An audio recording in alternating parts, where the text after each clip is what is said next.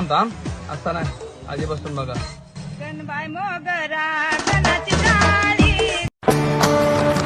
नमस्कार मंडळी, नमस्कार. आपण चाललो होतो आज सावतड्याला.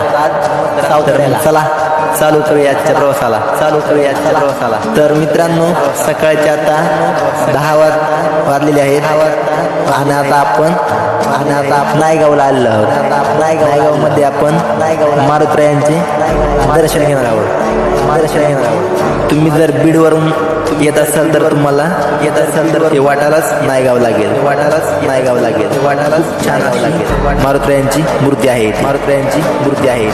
तर मित्रांनो, आपण मारुतीरायांचे दर्शन घेतल्यानंतर सावतड्याकडे चाललेलो आहोत.